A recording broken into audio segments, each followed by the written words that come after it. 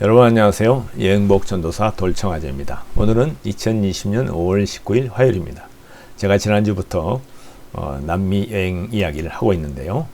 오늘은 그 두 번째 이야기로 쿠스코 이야기입니다. 자, 그럼 여러분 지금부터 남미의 핵심인 쿠스코에 대한 여행을 시작하도록 하시죠. 저희들이 남미 5개국 자유여행을 떠날 때 제일 먼저 입성했던 나라가 바로 페루였습니다.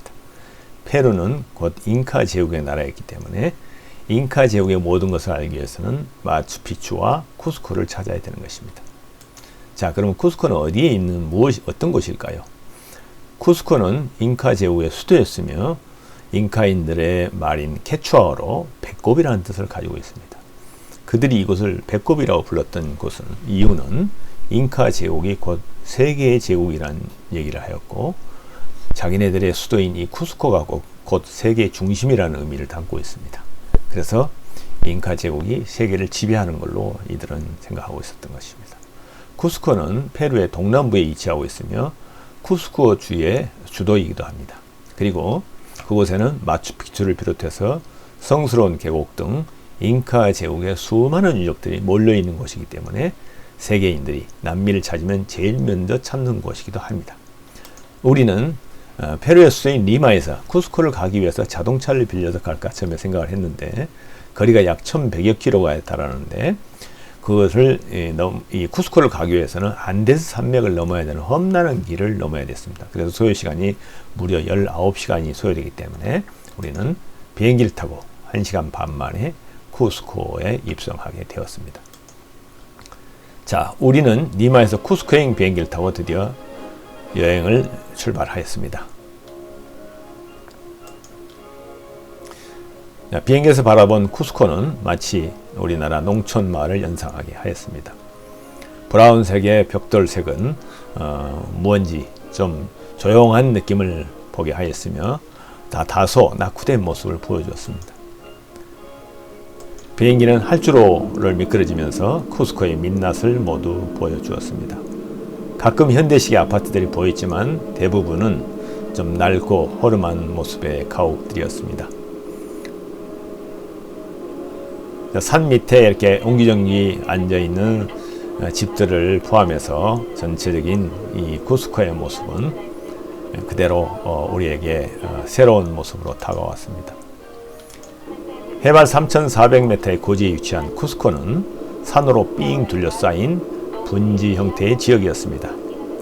잉카인들은 이곳에 그들의 제국인 잉카 제국을 건설하였던 것입니다.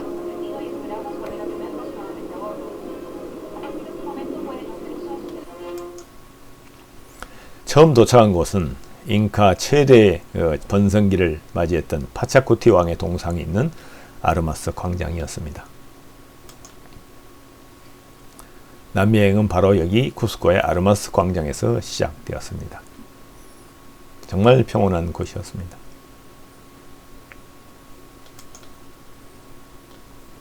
광장 너머로 또 하루해가 저물어 가고 아르마스 광장에는 평온이 찾아왔습니다.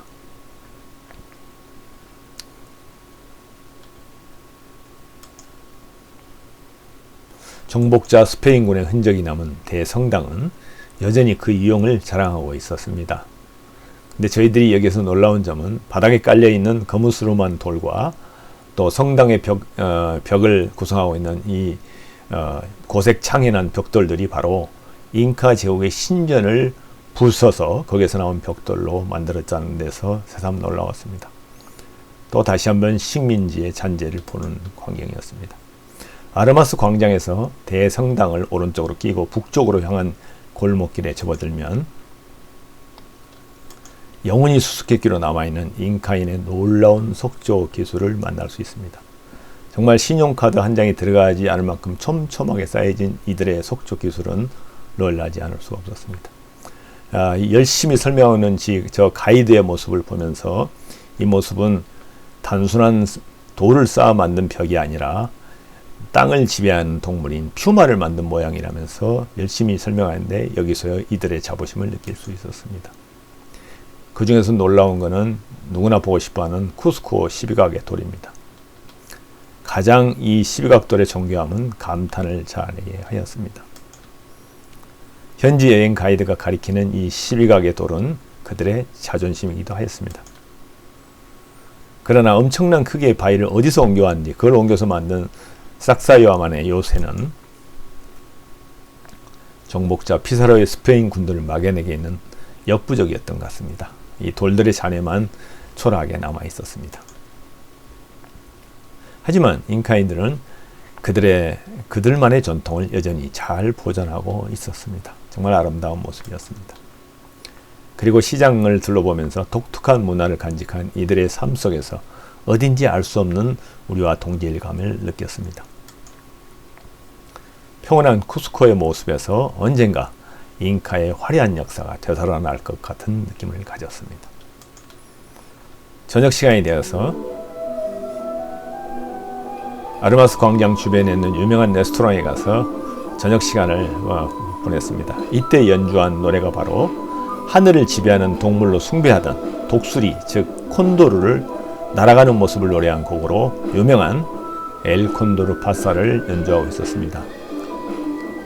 이 노래는 80년대 유명한 팝송 가수였던 사이먼 앤 가펑클이 불러서 공전의 히트를 쳤던 노래이기도 하죠.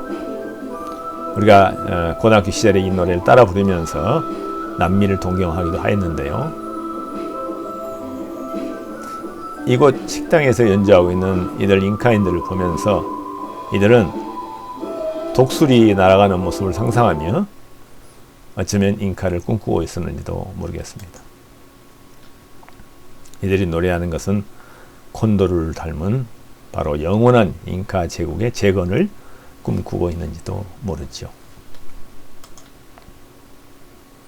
그리고 저녁 만찬으로 나온 남미의 대표 음식인 이 꾸이 요리를 먹어보며 피곤하고 힘들었던 첫날 남미의 밤을 보냈습니다.